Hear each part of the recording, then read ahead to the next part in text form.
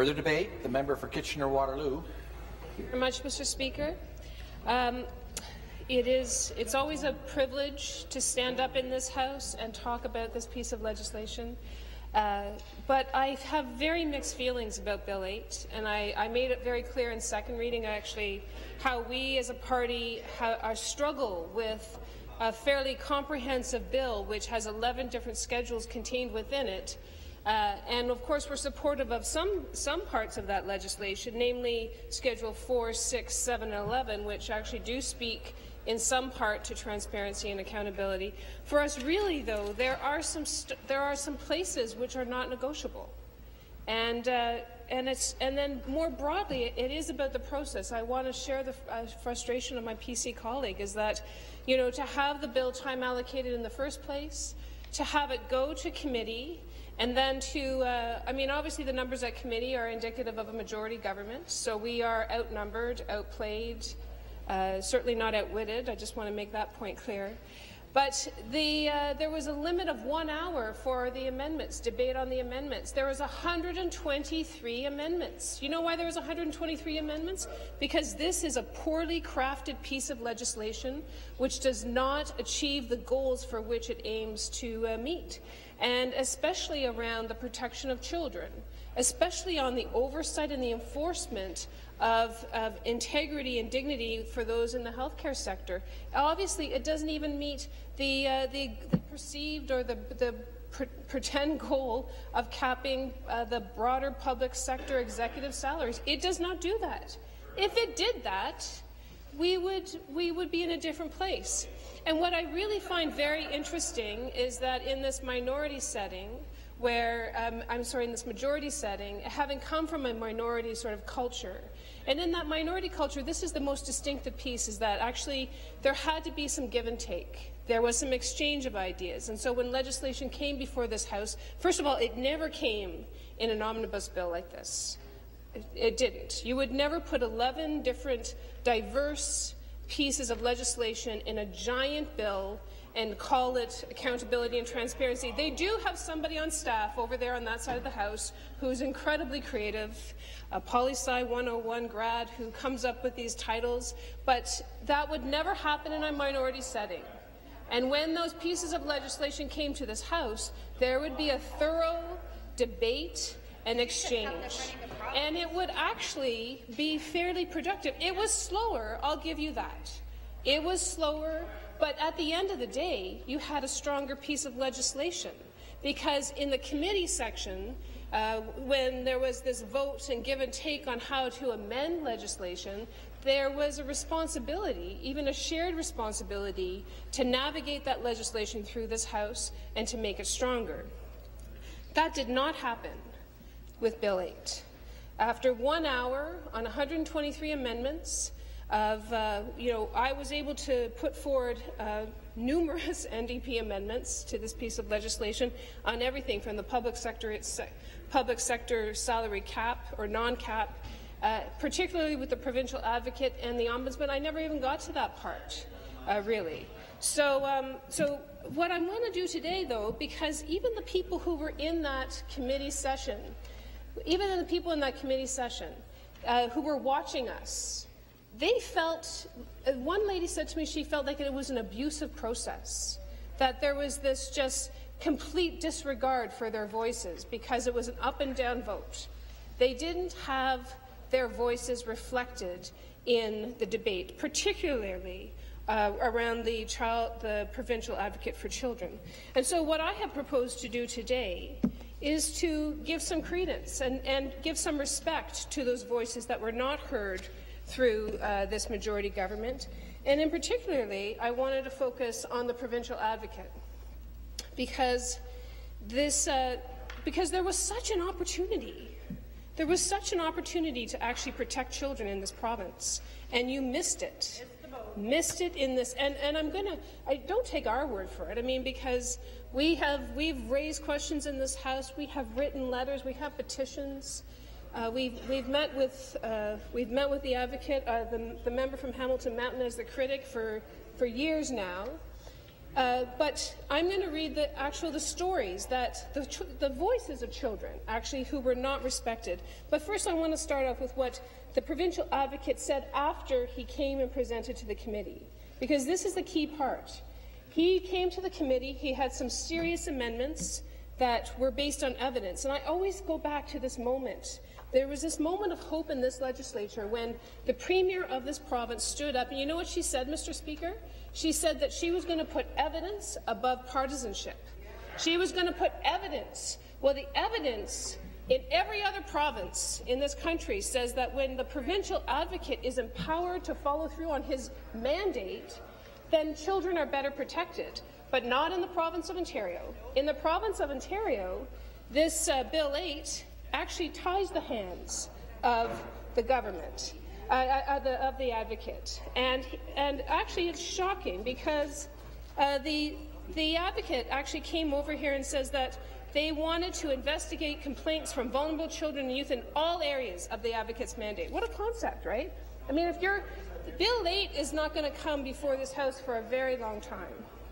And it says not just in children's aid societies or residential licensee where a children's aid society is a placing agent. So, Mr. Speaker, the advocate is actually asking only for the powers to do his job, as other provincial advocates have across the country. And so, you know what? I'm just going to go right to the voices of children, and then I'll recap what he asked for, which was completely reasonable, which was supported by the PC caucus, and which was, of course, advocated and supported by the NDP. So, the following are real examples to illustrate the need for amendments to Bill 8 in order to deliver stronger protection to all children and youth. Example 1, restraints and serious occurrences reports on why provincial advocates should be permitted to investigate beyond the Children's Aid Society. So you may want to listen to this. A young boy under the age of 12 called the advocate's office because he thought he was getting restrained too often, and he wanted to be moved to a different group home. Anytime anyone uses a physical restraint on a child, a report needs to be made to the Ministry of Children and Youth Services. This is a good policy. An advocate requested the report, and we discovered that this young man had been restrained over 100 times in 1 year, Mr. Speaker. After analyzing the reports, we discovered that in more than half the cases, no immediate risk had been documented, which is the legal basis for using a physical restraint. This number of restraints is very high for a child of any age, much less someone under the age of 12. And for those of us who are parents in this House, I mean, can you imagine the vulnerability and the fear that a child would experience? But can you also imagine the courage that it would take for a child to pick up the phone when he's already outside of the margins of society? If you're in this home and you're being restrained 100 times over the course of a year, and you're 12 years old, and you reach out to the provincial advocate, that is, it's hard to imagine the strength that it would take for that child. And you know, the advocate also found similar problems with physical restraints that had been used on another little girl, also under the age of 12. She, too, had contacted the advocate's office because she felt that the group home staff were using restraints too often, and she was getting hurt. You know, the pages in this House are the age of these young children. Right now, the advocate says that they're trying to analyze all of the serious occurrence reports from group homes that have been filed with the ministry. Unfortunately, the ministry is only willing to send us redacted reports with the names and ages and gender of the children involved removed. Removed, Mr. Speaker. So while we can determine the overall number of restraints and the risk that necessitated the use of the restraint, if the document identifies this, we cannot determine whether other young people are at risk at this home of receiving a high number of restraints. So Bill 8 could have given the provincial advocate the powers to go and protect these children, but it does not. The problem of having the provincial advocate oversee young people placed in a group home by a children's aid, this is now possible under Bill 8. And this is important. You know why? Because more and more children's aid societies, under the transformation agenda, have moved out of the group home business to save money. But you know what, Mr. Speaker? It's not saving money, because those group homes are for-profit group homes. Those for-profit group homes are in the business of making a profit. And so when the profit trumps the needs of children, children lose. That's why the provincial advocate needs to have the full scope of powers to ensure that they are protected. What Bill 8 won't help are the young people with special needs, perhaps a developmental delay or communication difficulties, who are placed in ministry-funded homes but who are not in CAS care. These young people may not be able to tell an advocate or anyone else, and that's really important. These children have no one else if there is a problem with restraints. And if we ask for serious occurrence reports from all of the homes for children with special needs, these reports would be redacted. So if the language in Bill 8 stays as written, which it did, because the amendments that we put forward were not listened to, then children still are at risk. They're still vulnerable. They still have no one in their corner. So again, we will not know if particular homes were frequently using restraints, or if particularly young people were being subject to many restraints, or particularly young people with certain disabilities seem to be restrained more often than others. And I don't know if you've ever had this experience when you're campaigning and you're riding, but you knock on these doors and there's always this one house in one neighborhood, and there's nothing on the house. It's very muted, and you knock on the door, and usually a couple people will come to the door, and you can usually see 4 or 5 or 6 a huge range of children to young adults in that home, and that's where they are. They're off the grid, Mr. Speaker. They have nobody else. And Bill 8 was the opportunity to change that. And this government chose not to. The members of that committee voted against the amendments that were put forward by the provincial advocate. They ignored the most informed voice in this province on how to protect children, and they did so with intention. And so for us in the NDP, it's astounding, because why come here and bring forward a weak piece of legislation when you have a majority government and you can do the right thing? And if you did the right thing, we would say you did the right thing. Why bring forward a piece of legislation which actually continues to systemically ignore the most vulnerable children in this province? And I see you don't like hearing it. I guess my question, my sincere question to the government is, why doesn't the Liberal government of Ontario have the courage to respect these voices? And I think that is an outstanding question that we are going to ask for the next 4 years, because we are not going to give up on ensuring that the provincial child advocate has the powers that he needs or she needs going forward to protect children. The second example, and this has been a long-standing issue. The second example that the provincial advocate brought to us is, and indicates why Bill 8 fails, is that investigation reports in youth justice facilities. And once again, the member from Hamilton Mountain has been championing this issue for years now, and there's a petition actually on the books. So the provincial advocate says, for the past 5 years, the advocate's office has raised concerns about the ministry's refusal to provide copies of investigation reports into the allegations by young people in youth justice facilities who report they have been assaulted by staff. The reason that we are asking for these reports is because we are concerned that the allegations are not being properly investigated. When they have managed to receive copies of investigation reports, what we have found is that the investigator has relied on the written reports of staff who were involved and then determined that the allegations were unfounded. So you have a systemic, documented imbalance of power, especially in a youth justice facility, where there is a whole host of issues that come into play in these facilities, from addiction to mental health as well. And for me, it's actually impossible for me not to think of Ashley Smith in this regard. That was a federal prison. She had no advocate. She had no one in her corner. Her parents, who loved her, were shut out of the system. And the provincial advocate in this process has said, let me at least find out the information. If the allegations are not true, then that's great. That's the best case scenario. But if the allegations have some truth to them, and inmates who are in youth justice facilities are being assaulted, then we have a serious problem. A serious problem. So the youth advocate, the child advocate, goes on to say, "We believe that whenever a young person alleges an assault by staff, a thorough investigation should place." I don't understand why the government doesn't think that that's a reasonable thing. "And anyone who was a party to the incident or witnessed it should be interviewed.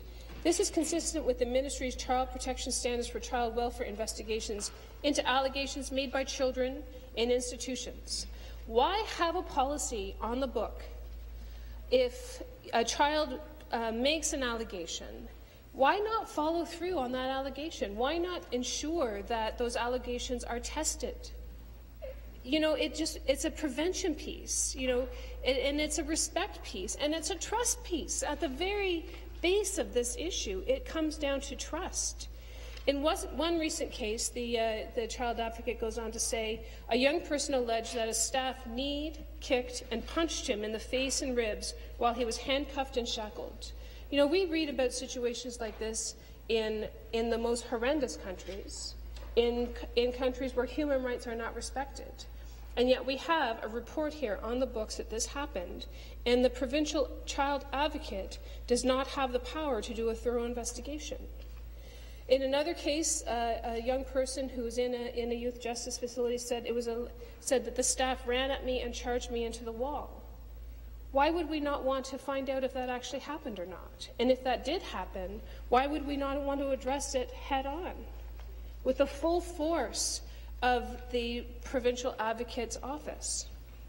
So he goes on to say, "As the provincial child advocate, I believe I need to be able to confirm for myself, not just take the assurances of others, that these very serious allegations have been properly investigated." This is a reasonable request. This is something that could be easily amended. Both the PC party and the NDP put forward one of the 123 amendments to this Act to ensure that those children, because that's what there are, if they're in a youth facility, they're still children. And they clearly have not had the same upbringing as my own children or as some of the children in this, of the members in this room. So they're already on the outside. They're already marginalized. And then they come into an institution which is supposed to be a place of trust and caring and sometimes education. And so for the provincial advocate not to have a clear view, a clear idea, an ability or the power to investigate what actually is happening in those places makes no sense to us, and nor does it to anybody, really. So if this was a minority government, this would be a place where we would stand. We would stand on this, stand on principle to make sure that children in youth facilities and to make sure that children who are in group homes actually have somebody in their corner. That would happen. But in a majority, they don't have to listen to us. They don't have to listen to the provincial advocate. They don't have to listen to the ombudsman. They don't have to listen to the PC party or the NDP party.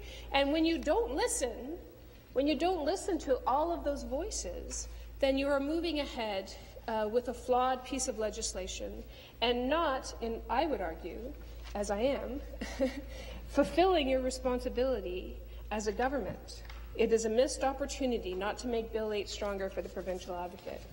I want to talk about the third example, Mr. Speaker, and this has to do with provincial and demonstration schools. And as a former trustee, I have some understanding of what these demonstration schools are about, and there are some challenges around them. The vast majority of these schools actually do an amazing job of securing an education where, you know, the mainstream education system cannot deal with it. Sorry. So the provincial advocate brought this as a third example. He goes on to say, "Some years ago, several students complained about being assaulted by staff at one of the provincial and demonstration schools. Just one. These are the schools operated by the province for children who are deaf-blind, and severely learning disabled. I was told by the Ministry of Education I was not entitled to any information because our legislation permitted us only to do informal advocacy." informal advocacy.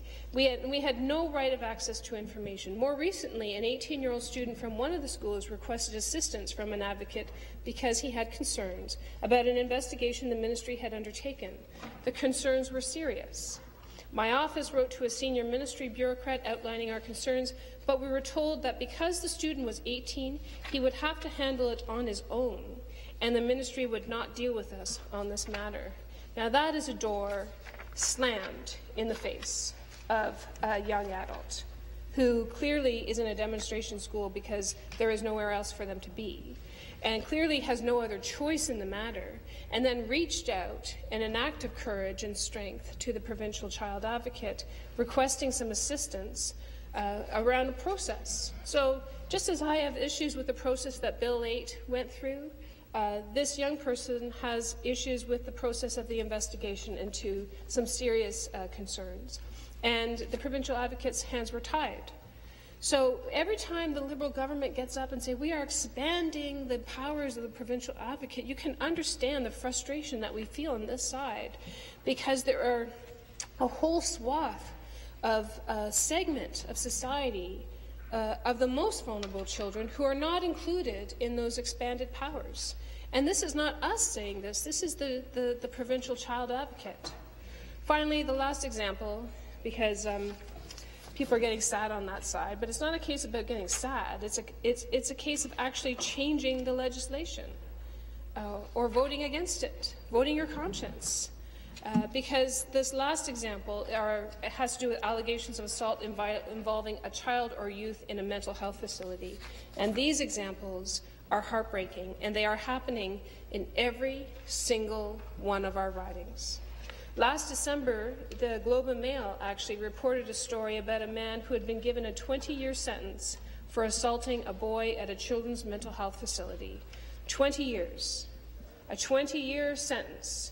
This is very serious. The provincial advocate had been made aware of the situation through media reports. The Ministry of Children and Youth Services took the position that it was unable to provide information to us about the specifics of the assault or the investigation. As a result, the provincial advocate was forced to seek public court documents to learn about the circumstances of the situation. And they're even going to need to file an FOI request to understand what steps have been taken to protect children in the future. So this is incredible. I mean, you sent the provincial advocate who's responsible for protecting children, you sent him to court. You sent him to court to get the information that he needs to report back to you about what needs to be changed in this particular facility. So and then you've asked, then he has to FOI the information to understand if anything has changed in that place. Now you can't discard this kind of information as sleight of hand. This is the most informed voice in the province of Ontario asking for the powers to protect children, and the committee stood down on every one of those amendments. And it defies logic. You have the power to change this situation. You have the majority government. It's a majority. You can do whatever you want. What you can't do is ignore these voices and not have the opposition stand up and charge you with neglect. This is essentially what it is. When you tie the hands of the provincial advocate by not strengthening Bill 8, you are essentially saying that you don't care about those children. It's a whole segment of children that this act could encompass. So you might see. I mean, it's frustrating, right? It's frustrating because the amendments that we took the time to bring forward were good amendments. They mirrored some of the requests of the provincial advocate. The PC party brought forward some amendments to the bill as well, quite honestly, just seeking clarity in some instances. And a piece of legislation should not put children into this gray zone where they may or may not have rights. The examples that the provincial advocate has brought forward I think, indicate that this is a flawed piece of legislation. And what I just fundamentally don't understand, I really don't, is that why would you support it? Why would you support a piece of legislation with a great little title, but that leaves these children and their lives, hanging in the wind? So the provincial advocate, obviously has some frustration. I think that more to the point, the frustration came also after he met with the minister's staff, and it was really quite astounding. He says, "I was very disappointed when the Minister of Children and Youth Services office explained that my recommendations would not be accepted by the government because it would create too much documented process for service providers, and that it would be too much to expect them to respond to a robust third-party oversight." So basically, it's too much paperwork. How can that be? How can too much paperwork trump the rights of children in this province? How is that even possible, that somebody in the minister's office would say this to the provincial advocate? And they've confirmed it as well. I mean, they've said that the mental health system is not prepared for this kind of oversight. Well, then fix the mental health service. Fix the mental health system for children and youth. I mean, this is not new news. 1 in 5 children in the province of Ontario suffer from mental health issues. So we have this act before us, which you would think that there's some good parts in it. And as I've said, I mean, the truly accountable pieces that we have supported, Schedule 4, 6, 7, and 11. I mean, we have no issues with them, but we have serious issues. Serious ethical issues with passing a piece of legislation which doesn't do the job of protecting children. Even more so, and even more concerning, I think, in some regards, is some of the amendments that the government brought forward in this committee session partway through. And it has to do with Schedule 9, Mr. Speaker. The background on the amendment related to the Ombudsman jurisdiction. So, Government Motion 83, which of course passed in committee. Everything that the government wanted passed.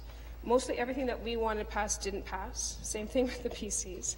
So this government motion passed in committee, and it says, if any question arises where the Ombudsman has jurisdiction to investigate any case or class of cases under this Act, the Ombudsman or any person who is directly affected may appeal to a divisional court for a declaratory order determining the question.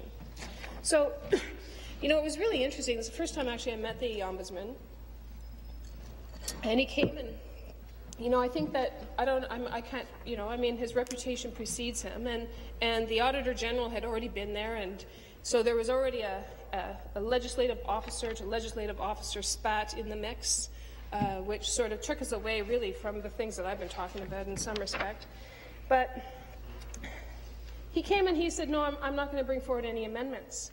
And I said to the Ombudsman, I said, but in 2012, in your annual report, you quoted the 2,679 cases that were reported to you under the healthcare sector. So he got those unsolicited complaints around the healthcare system in the province of Ontario, which he does not have oversight for, and which he does still not have oversight for under Bill 8.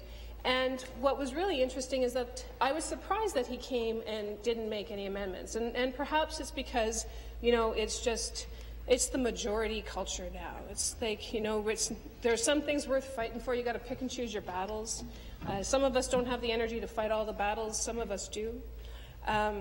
But he said in 2012 that the time is right for him, as the Ontario Ombudsman, to have oversight over the healthcare system in the province of Ontario, just like every other province in the country. And he said that time was right. So he came, and I said, well, is the time not right? He goes, no, you're right. And I said, no, actually, you were right. You were right in 2012 when you said the time was right in 2012 to have Ombudsman oversight over the healthcare sector. And I was just genuinely surprised. I mean, so he got, instead of the MUSH sector, instead of municipalities and universities and schools and hospitals, he just got MUS, municipalities, universities and schools, and not hospitals, not the biggest budget in the province of Ontario, not the $52 billion. No, he doesn't have oversight over that. No, because, and there's no problems in the healthcare system, as you all know. I hope that page is okay. So what was astounding to me is that the biggest call for ombudsman oversight on any issue would be healthcare.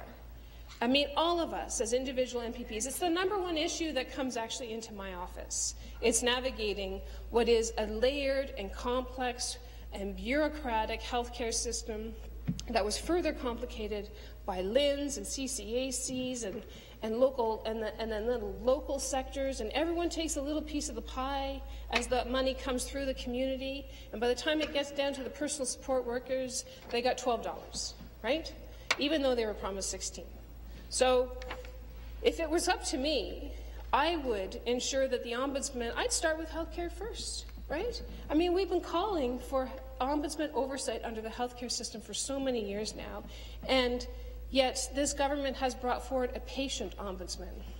And I just want to say, I mean, on this piece, on this amendment that the Liberal government brought forward that would allow for the ombudsman to seek clarification on matters of jurisdiction before the courts, the potential issue with this provision is that any individual or entity that does not want to be subject to or captured under the ombudsman oversight can at least make an application that would halt progress on Ontario ombudsman investigation until the matter is settled through the courts. So what you did is that you promised ombudsman oversight, but then you also gave this little trapdoor, a little get out of jail free, as if that this is some Monopoly game and, you know, pass, go, and get $200. I mean, sometimes that seems like the games that are being played here, is that you brought forward a piece of legislation, you promised ombudsman oversight over municipalities and universities and schools, and you left out the hospitals,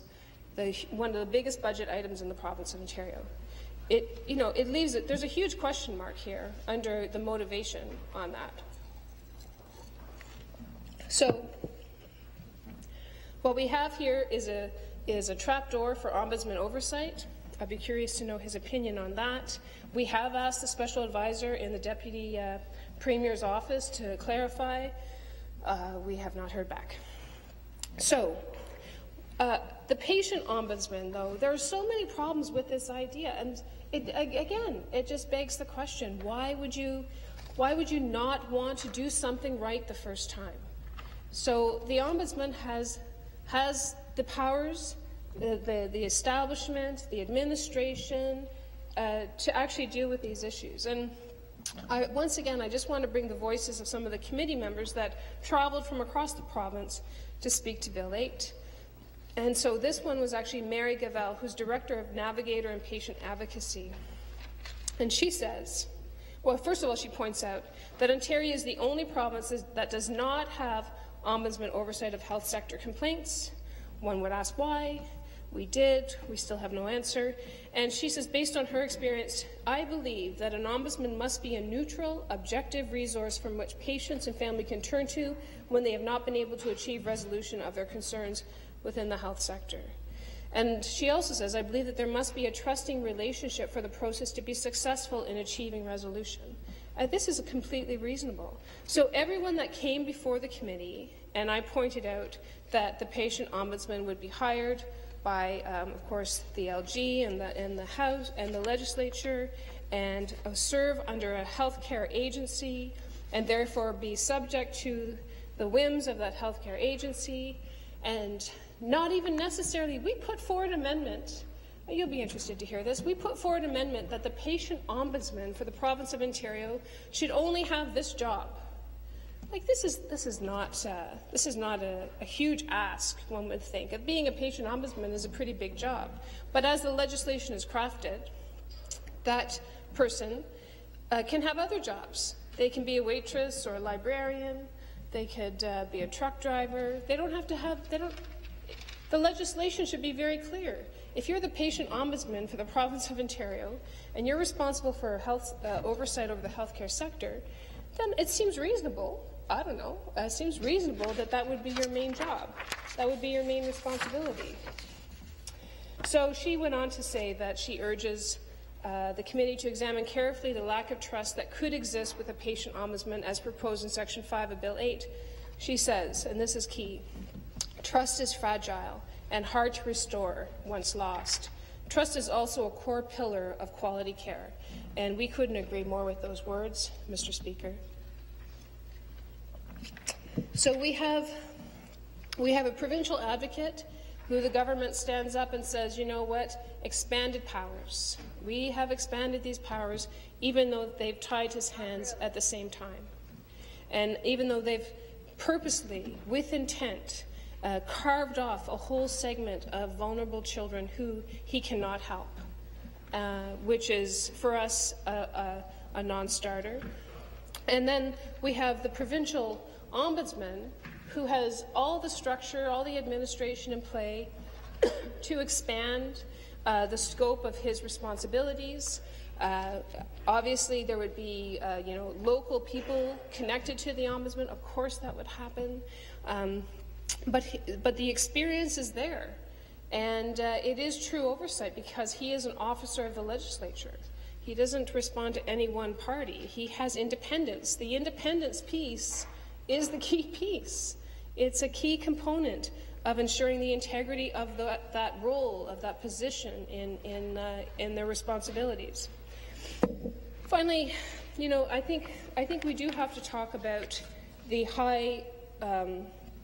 lack of having a public sector executive cap on salaries. And I know that the party opposite Liberal government says that, you can't really set a number to it. But you have to start somewhere, like even a framework. They refuse to even entertain a framework.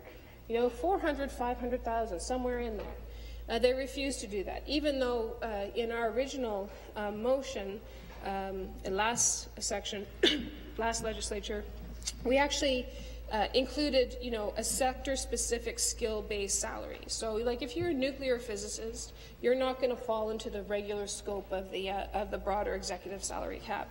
But there's no cap. There's no cap. You can't. Well, you know what? I know it isn't. I know it isn't. 780,000 a buyout for the executive of the Pan Games. I know that that's not what it is. Wow. Mm-hmm.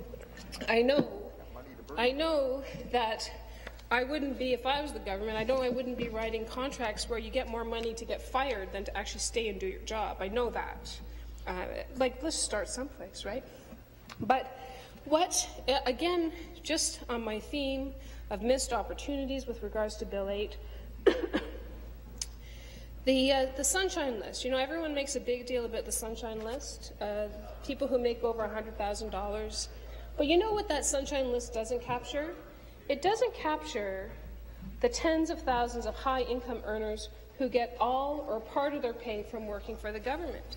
So if you were truly interested in peeling back the layers and opening the doors and being more transparent and being more accountable, then you might have looked at this.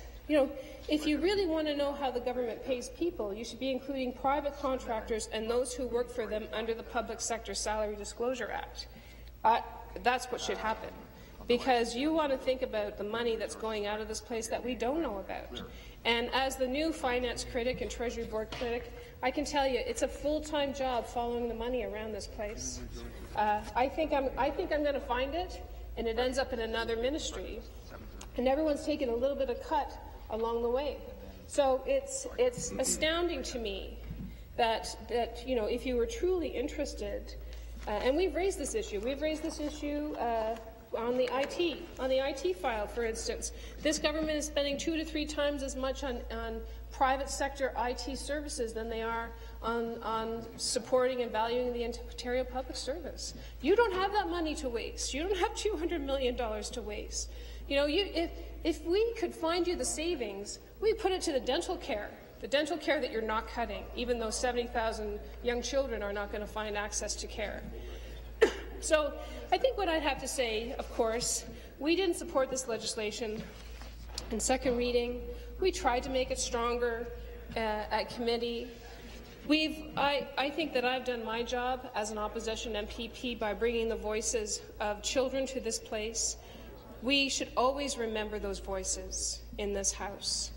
And I know that there's political pressure to push things along, but I wouldn't mind a little courage on the part of the government to do the right thing, because if they showed the courage, they would have our support.